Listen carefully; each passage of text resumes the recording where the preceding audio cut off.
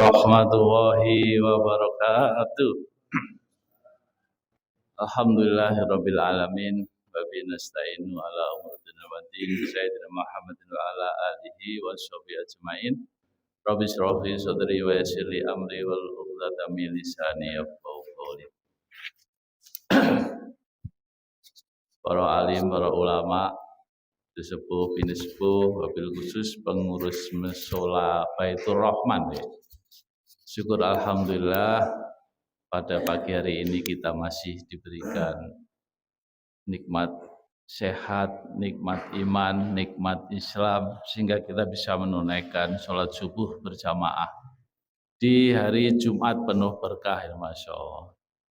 Mudah-mudahan Allah Subhanahu wa taala menerima amal ibadah kita. Amin ya rabbal alamin. Salat dan salam semoga senantiasa terlimpahkan kepada junjungan kita Rasulullah Muhammad sallallahu alaihi wasallam. Dan semoga kelak kita mendapatkan syafaat beliau. Amin ya rabbal alamin. Jamaah yang dimuliakan Allah Subhanahu wa taala, ini kali kedua nggih kula silaturahim mriki. Matur suwun datang pengurus wonten Ustaz Muryanto, Abafid dan sebagainya ingkang boten saged kula sebutaken setunggal-setunggal. Pertama matur nuwun, terima kasih panjenengan sudah turut berwakaf Al-Qur'an di BWA beberapa waktu yang lalu. Dan ini kebetulan ada safari dakwah Ustaz Yohanes Abdurrahman. Beliau ini langsung dari Kalimantan Barat, Bapak sekalian. Dulu awalnya beliau Katolik suku Dayak. Nah sekarang ini Masya Allah membina banyak sekali, ada 1.000 lebih suku Dayak yang berhasil beliau bina. Dan termasuk wakaf Al-Quran panjenengan itu yang beliau sebarkan ke sana. Makanya ketika ada kesempatan beliau safari dakwah ke Jawa Timur, kita agendakan bisa silaturahmi. Sugeng rawuh Ustaz, ahlan wa sahlan. Selamat datang. Bisa bahasa Jawa ya? Siki. Jadi beliau ini rumahnya ini Kapuas Hulu, perbatasan dengan Malaysia. Jadi tinggal itu sudah pindah pagar dari Malaysia. Nah, sebelum beliau menyampaikan tausiahnya, kita saksikan dulu profil beliau dalam dakwahnya menyebarkan Al-Quran di pedalaman Kalimantan. Monggo diputarkan Mas. Assalamualaikum warahmatullahi wabarakatuh. Nama saya sebelum masuk Islam Yohanes Soter.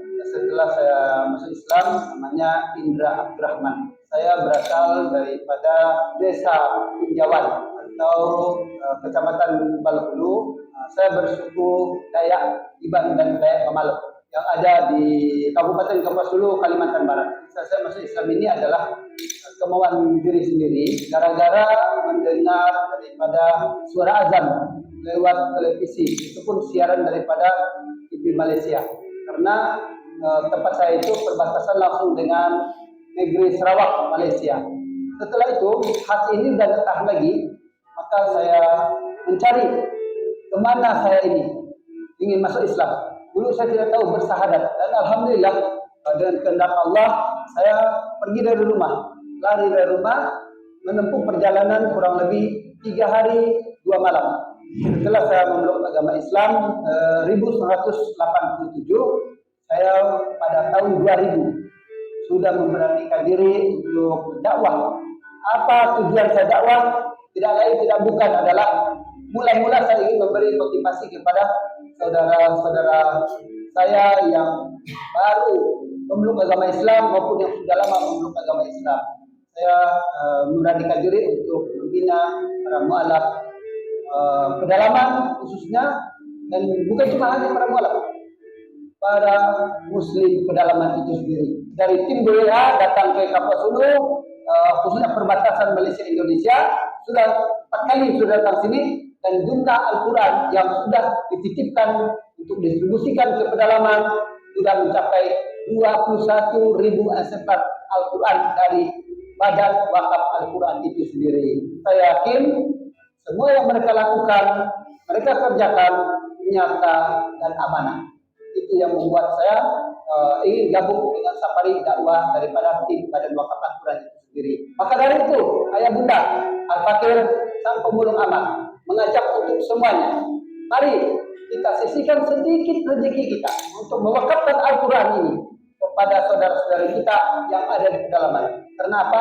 Masih banyak yang di pedalaman tidak mempunyai Al-Quran. Assalamualaikum warahmatullahi wabarakatuh. Waalaikumsalam warahmatullahi wabarakatuh.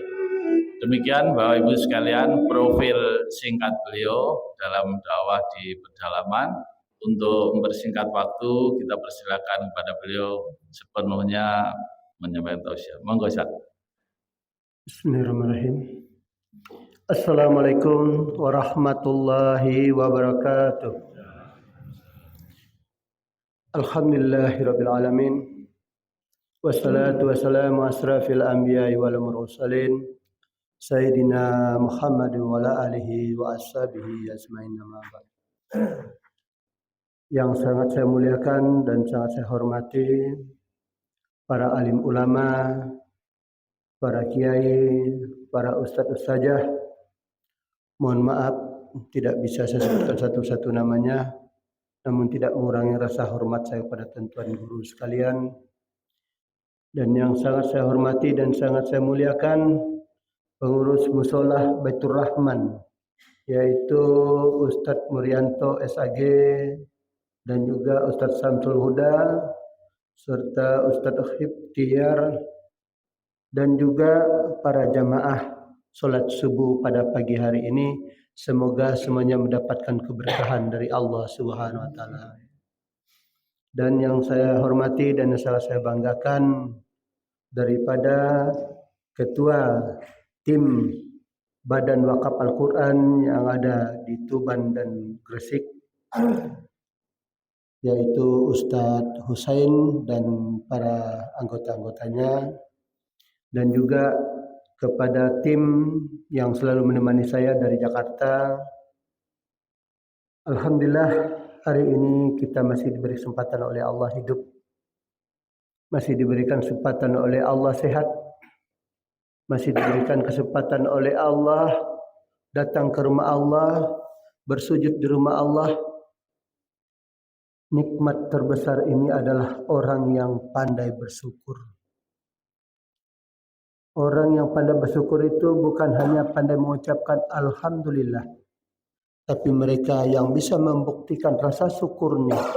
Mereka datang berlomba-lomba untuk bersujud kepada Allah di rumahnya, yaitu di masjid yang kita sayangi ini. Dan juga bersyukurlah kita, hai Bunda. Tidak semua di antara kita bisa hadir pada malam hari ini, pada subuh hari ini. Karena apa? Banyak keluarga kita yang masih terbaring. Mereka hanya bisa mendengarkan sayup-sayup suara azan masuk ke telinga mereka. Mereka hanya bisa meneteskan air mata. Dan bahkan mereka meminta kepada Allah, Ya Rabb, andaikan Engkau memberi kami sehat, kami akan datang bersama-sama dengan hamba-hambamu yang lainnya untuk bersujud kepadamu. Namun apa daya, mereka sedang diuji oleh Allah. Mereka sedang sakit, tidak mampu ikut bersama-sama dengan kita. Nah, pada pagi hari ini, saudaramu ini, anakmu ini datang dari jauh. Saya dari desa terpencil. Lahirnya saya itu di dusun Pinjawan. Pinjawan itu sangat-sangat terpencil di pelosok pedalaman, perbatasan dengan negara Malaysia. Namun sekarang domisili saya ada di desa Sibau Hulu, Kecamatan Putu Sibau Utara, Kabupaten Kapuas Hulu, Kalimantan Barat. Dulu sebelum saya memeluk agama Islam, saya beragama Katolik. Kurang lebih 12 tahun saya di sana. Udah cukup lumayan lah. Udah tahu juga bagaimana cara untuk sembahyang dan segala sebagainya. Dan saya bersuku Dayak. Sampai saat ini saya tetap bersuku Dayak. Dan bahkan sampai ajal menjemput. Agama insya Allah saya minta kepada Allah Mudah-mudahan saya bisa meninggal dalam keadaan husnul khotimah. Dan juga kami keluarga fanatik agama Katolik. Kenapa saya mengatakan fanatik? Karena tidak ada lain agama yang kami anut. Andaikan sebelum datang ajaran Katolik kepada kami, mungkin kami ini sama dengan tuan-tuan dan puan-puan beragama Islam.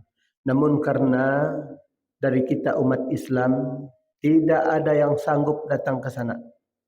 Pertama jauhnya, kedua biayanya, ketiga tidak adanya akses perjalanan. Agak susah. Nanti kita lihat sedikit, tadi itu ada profesor sedikit. Nah, jadi dari mana saya tahu akan Islam ini? Sedangkan di sana tidak ada musola, tidak ada masjid. Saya tahunya itu dari hanya mendengar suara azan, ayah bunda. Alhamdulillah Allah izinkan saya pingin mendengar suara azan. Namun sebelumnya tidak tidak mudah. Waktu itu kebetulan di kampung itu satu-satunya televisi itu punya kami. Karena ayah saya itu dulunya seorang pegawai negeri. Nah, maka beliau berusaha untuk membeli TV, itu pun ukuran 14 inci. Warnanya pun hitam putih. Nah, yang lebih uniknya adalah siaran Malaysia. Hidup di Indonesia, siarannya siaran Malaysia yang lebih jelasnya, yang lebih terang. Beda dengan TVRI. Kalau udah jam 10 ke atas malam, baru agak jelas. Nah, apalagi kalau ada cerita akhir pekan.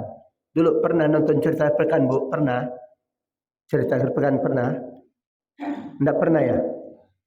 Enggak pernah juga nontonnya. Kalau kami di sana itu cerita akhir pekan malam minggu. Sinetron kalau sekarang nih. Nah, kalau dulu cerita akhir pekan. Malam minggu. Nah, jadi sebelum saya tahu Islam ini, memang udah ada tanda-tanda, Bu. Apabila saya melihat tulisan Arab di bungkus Indomie, saya pungut. Lalu saya letakkan di atas, bahkan saya gantung. Takut ayat suci ini dilangkah orang. Mungkin nanti bisa menyebabkan orang kakinya tidak bisa jalan, bengkak. Terus nanti takut nanti perutnya bengkak. Itu prasangka saya dulu, Bu. Nah, pada suatu malam saya ingin tahu nih, apa sih yang sering dikumandangkan orang Islam nih? Nah, pas waktu mau maghrib, dibukalah televisi. Lalu terlihatlah di situ tulisan, sebentar lagi kita akan mendengarkan kumandang azan fardu maghrib. Nah, mulailah beduk pun berbunyi. Tok, tok, tok, tok, tok. Setelah udah beduk, Allahu Akbar, Allahu Akbar. Terdengar suara azan. Baru dengar itu, Pak. Bu, dari belakang tuh cepat-cepat datang. Langsung mukul belakang saya. Diusir saya. Dikiranya seorang gila. Baru cuma mendengar Allahu Akbar, Allahu Akbar. Udah dimarah. Diusir. Bahkan malam itu saya tidak dikasih makan. Nah, ini ada apa nih? Baru mendengar Allahu Akbar aja udah diginiin. Namun penasaran, Bu. Penasaran ayah.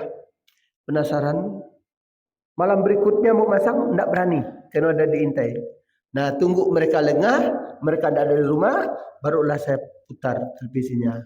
Dan alhamdulillah seringkali saya dengar, dan alhamdulillah saya pun diizinkan Allah untuk hafal. Hafal dari kalimat-kalimatnya, dari arti-artinya, bahkan doa setelah azan pun hafal dan arti-artinya juga. Nah, karena merasa udah hafal, apabila pingin tadi hati ini, telinga ini ingin mendengar suara azan, saya kabur ke belakang rumah. Apa saya lakukan? Saya teriak, Bu. Saya azan di belakang rumah. Sambil motong kayu bakar pun saya azan. Di sini pernah sambil cuci-cuci piring, ya kan? Pakai motor. Bapak pernah azan? Pernah? Pernah enggak melakukan azan? Pernah? Kalau saya itu lakukan, Pak. Saking rindunya, saking pinginnya. Namun sampai pada kalimat La ilaha illallah, di situ air mata menetes. Ada apa nih dengan azan? Kok bisa membuat air mata saya menetes? Dada saya ini yang terasa sempit, lapang. Hati saya yang tadi rasanya gelisah kok tenang. Dan itu saya lakukan terus. Saya lakukan terus. Dan akhirnya pada suatu saat saya pun ingin mengumandangkan azan ini terang-terangan. Tapi bagaimana caranya? Nah, adalah timbul niat ingin kabur dari rumah. Saya carilah orang yang ke Malaysia. Kebetulan ada 6 orang keluarga saya sendiri.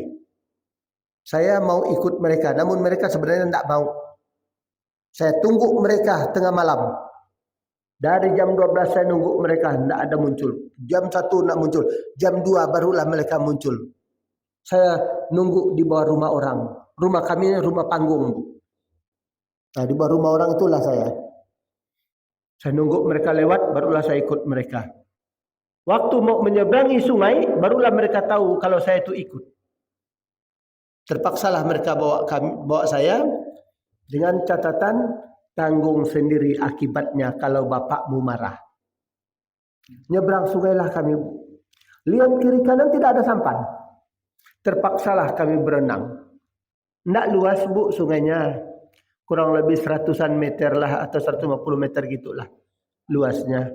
Berenang. Nah, Kapuas namanya, sungai Kapuas. Ini buntalan pakaian itu dibawa, disimpan di atas kepala. Ini sebelah kanan ini yang mendayung, berenang. Sempat hanyut kurang lebih 30 meter dari tujuan. Mereka pun cari saya, dikira saya tenggelam atau kena tangkap buaya. Kebetulan di situ juga banyak ada buayanya juga, ada juga ikan besarnya, Bu. Lumayan, Bu. Dan umur saya waktu itu umur 12 tahun. Umur 12 tahun itu cobalah pikir baik-baik. Orang hidup di kampung umur 12 tahun. Udahlah badannya kecil, ya, pendek lagi, hitam lagi, Bu. Itu masalahnya. Dulu enggak seganteng ini, kalau dulu mah enggak seganteng ini. Jadi singkat cerita ya Bunda, ikutlah saya mereka berjalan kaki menelusuri sungai laut hutan, naiki bukit turun bukit, Bu, keluar hutan masuk hutan, dan tidur pun beralaskan bumi, beratapkan langit. Nah, itulah dia. Berapa lama? Tidak lama, ayah bunda. 3 hari 2 malam jalan kaki. Sampai di perbatasan namanya Desa Badau. Nah, disitulah saya sakit. Memang udah sakit, memang udah perjalanan itu. Ada 2 hari sakit, diperiksa. Saya pun terkena penyakit kuning. Nah, kena penyakit kuning, Bu. Dari kelopak mata sampai ujung kaki itu kuning semua. Saya kira kulit saya udah berubah. Yang hitam bisa jadi kuning. Wah, udah bagus nih kulit saya. Ternyata penyakit, Bu. Setelah itu saya ditinggalkan oleh mereka. Yang 6 orang itu langsung menyeberang. Bukan menyeberang, langsung masuk ke Sarawak Malaysianya. Nah, saya tertinggallah di Desa Badau. Saya berobat dan saya diam di tempat orang yang baik. Setelah itu saya pun 1 bulan kemudian saya melihat orang pulang mandinya itu jam 5 subuh. Di sungai itu semua orang desa itu mandi di sungai itu. Ada apa orang tidak biasanya mandi pagi kayak gini? Ternyata mereka siap-siap untuk sholat hari raya Idul Adha. Nah, pulangnya mereka saya lihat, wah rapinya bukan main. Yang nak pakai kerudung bisa pakai kerudung, ya kan? Yang nak pernah pakai kopiah, baju koko dan rapi. Pokoknya baguslah waktu itu. Lalu saya tanya mereka, kalian dari mana? Dari masjid. Kami tadi sholat Idul Adha. Oh, nah kalau saya mau ikut kalian sholat begini, bagaimana caranya? Boleh, tapi kamu harus masuk Islam dulu. Kalau mau masuk Islam ke mana? Ke tempat Pak KUA. Kebetulan ada KUA-nya. Nah, Pak KUA ya. Alhamdulillah. Nah, jadi saya mintalah dengan Pak KUA. Dari pagi sampai sebelum asar. Tidak ada Pak KUA mau mengislamkan saya. Dia malahan minta dengan saya persyaratan, apa persyaratannya? Ada enggak surat keterangan persetujuan orang tuamu? Ada enggak surat pelepasan agamamu dari agama asalmu? Ada enggak surat keterangan daripada desamu? Pak KUA, kalau ini persyaratan yang kamu minta dengan saya, terpaksa saya pulang lagi ke kampung dan bakalan saya dipastikan tidak akan bisa lagi datang ke sini. Kalau tidak ada syarat itu saya tidak bisa muslimkan. Aduh, udah perjalanan yang saya jauh, sulit, mengobarkan nyawa, harta. Datang ke sini Pak KUA-nya mempersulit.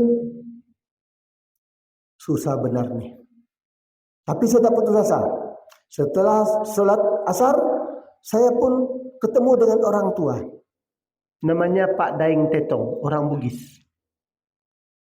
Pak, boleh enggak saya masuk Islam? Boleh. Kenapa enggak boleh? Ada syaratnya enggak? Tenang. Apa syarat apa lagi? Nah, itu kata dia kan. Langsung dia pun ajak saya dengan ketemu dengan penghulu-penghulu yang lain, dengan tokoh-tokoh agama lain. Mereka pun mufakat dan segala macam. Boleh, tapi kamu turun ke sungai dulu ya.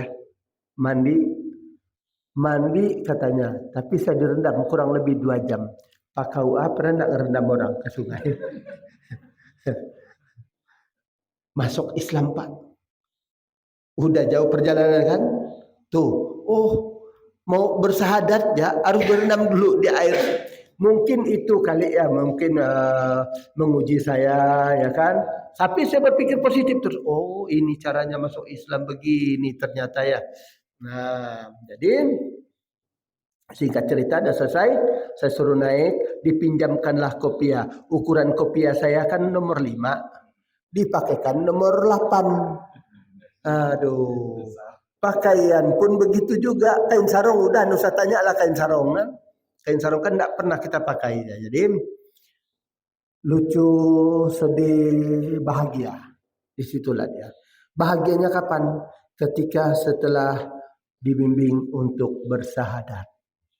Nah, pada saat itulah saya merasa berubah. Berubah, saya udah, maksudnya bukan berubah dari jadi Superman, bukan. Jadi berubah, saya dulu ke gereja, sekarang saya ke masjid. Nah itu maghrib saya pun ikut mereka sholat maghrib tanpa pembinaan, tanpa dibimbing dari mereka. Bagaimana cara sholatnya, bagaimana teman ambil wudhu, tidak ada. Cuma kepingin aja dan ingin tahu bagaimana cara sholat Islam. Nah, sudah saya masuk. Di surah juga kurang lebih besar ini Pak. Ini 10x10 ya? Ada 10x10. Ada kurang lebih ya. Kayak gini surahnya Pak. Nah, setelah selesai sholat, mereka pun ngaji. Anak-anak ini kurang lebih kami 50 orang. Rebutan Al-Quran, rebutan kitab. Saya tidak ada. Tidak ada yang apa yang saya baca. Paksalah saya minjam punya mereka. Mutar kami nih, mutar. Yang Al-Quran sebelah kanan, yang juz sama tadi sebelah kiri. Mutar. Nanti dipanggil. Ini guru ngajinya di sini, tinggal manggil dia. Umur guru ngaji kami itu kurang lebih 70 tahun. Nenek-nenek. Kacamata pun telur-telur gini kalau dia ada. Dengan memodalkan lidi. Lidi itu untuk bukan lidi yang kotor, lidi yang bersih. Untuk memperkatakan ini. Si bulan sini, maju. Baca yang ini ngaji sendiri dan kebetulan saya diajarin dengan juz sama yang kurang lebih begini bunyinya. Alif di atas a, alif bawah i, alif depan u, a i u. Itu dulu. Beda dengan juz sama dengan Iqra sekarang nih. Ringkas saja tuh. Makanya anak-anak pada pintar semua sekarang. Nah, setelah itu seterusnya itu terus. Setelah 1 bulan lebih, kurang lebih kayak gitulah. Terdengarlah kabar saya masuk Islam. Didengar oleh ayah saya. Kebetulan ayah saya itu orang disegani, salah satu disegani orang di kampung itu. Nah, beliau mendengar itu Bapak Ibu, marahnya minta ampun. Dia pun siap-siap dengan senapangnya. Tahu senapang, tahu?